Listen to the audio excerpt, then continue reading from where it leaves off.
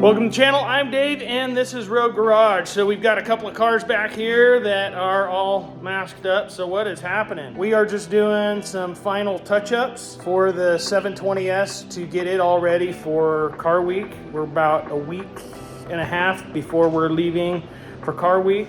And we are gonna be stopping, actually going through LA, and then we're gonna head on up to Monterey and to car week. Super excited to be able to have a car in there. But today, our video, I was gonna do a quick one on a car, another McLaren. We seem to have a lot. We got this orange 570 back there. We've been working on the engine. We've had some videos on, but want to do a comparison of this 570 GT that I got here behind me. See how it compares against my 720 and what we think of the value of these cars now. Like, are they a pretty good bargain now with what you're getting? They've gone down a good amount. So let's check this out. I'll talk to you a little bit about it as we're cruising and rolling in it. All right, well, there we go. It's got a cool, little different interior than my other one, the tan, the dark tan.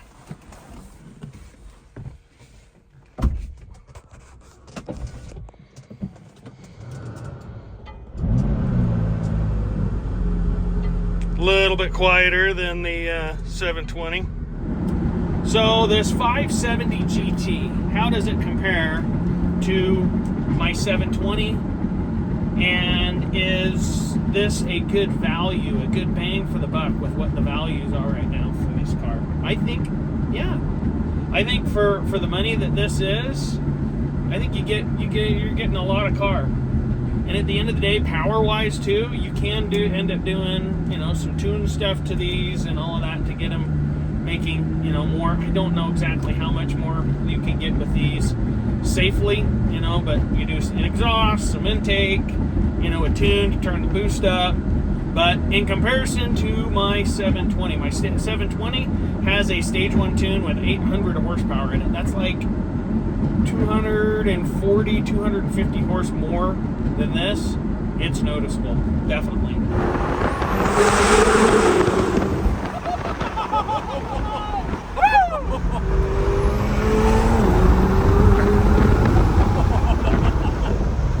Both of them around the street, they, you know, when you're going slow and the turbos come on, the torque and all of that, they feel good. This feels really good. Good fun power. You know, it'll try and break the tires loose. My 720, it's fighting for traction through third, fourth gear, and it revs quick and it accelerates hard, and it feels great. When you jump on it on the freeway, that's probably where the biggest noticeable thing is between this car and my 720 is you jump on this on the freeway, you're already doing 50 or so.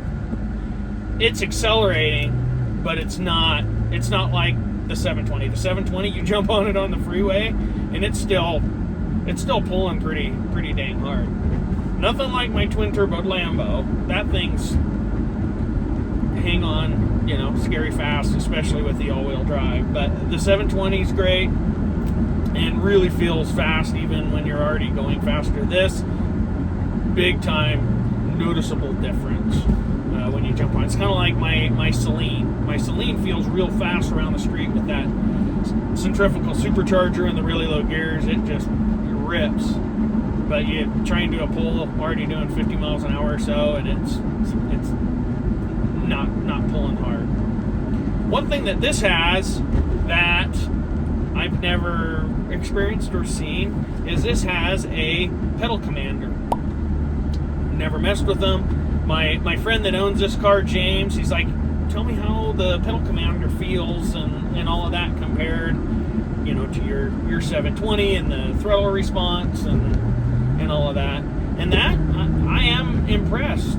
And where I noticed the biggest difference with this pedal commander, so it's got 4 settings. It's got Eco and City and Sport and Sport Plus, which Eco and City if you're buying one of these cars, I don't know why you'd ever be driving around in one of those.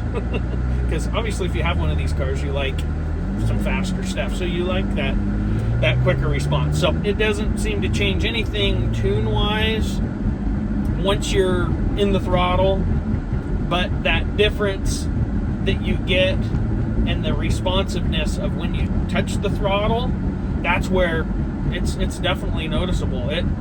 It's way more responsive. The power comes on a little bit quicker. I think it's probably just faking the signal out, giving it more throttle percentage than what your input is on the pedal. Kind of a cool feature. I'm guessing that like my 720, it feels like that just normal. When I put it in track mode, it feels that really quick responsiveness. I don't think I've ever driven a turbo car that has that quick of turbo response. You know, a lot of my stuff is big power, which means big turbos, which means a little slower response, which isn't necessarily a bad thing. You want the power to kind of gradually pour on and kick you in the butt and not hit you so fast that it just wants to immediately fry the tires. But all in all, this car's great. It handles similar to my 720 as far as it feels really light, very responsive. You feel very confident going into corners, you know, with a little more speed. This particular model, the brakes are the steel brakes, where definitely my 720, it's got the carbon ceramics.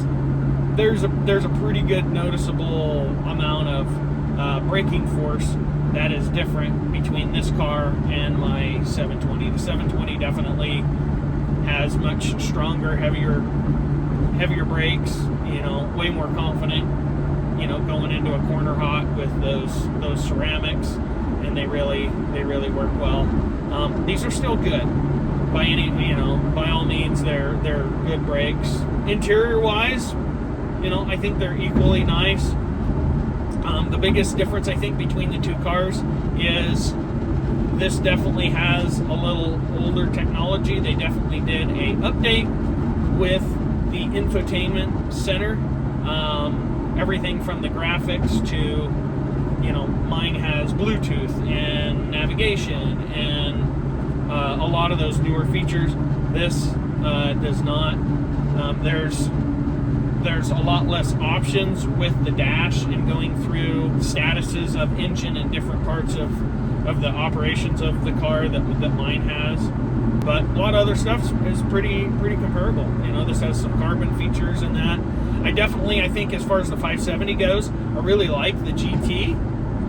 It does kind of have that look of the 570 in the back with the larger glass versus the short window. And then as you can see behind me, it does have the larger amount of storage, which I really do like with my 720, with having more storage in the back and a large front.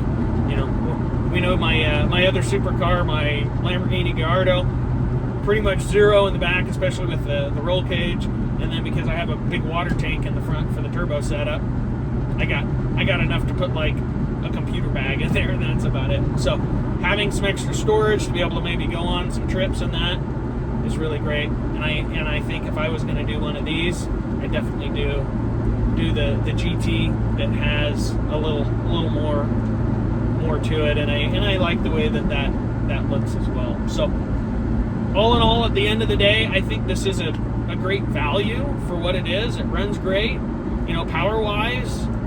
You know, if you do a tune to it, you know, and you pick up, you know, 75 to 100 horse and wake it up, I think that's huge. And then they do have some cool features, wings and exhaust and all of that too, that'll kind of liven it up as well quite a bit and help.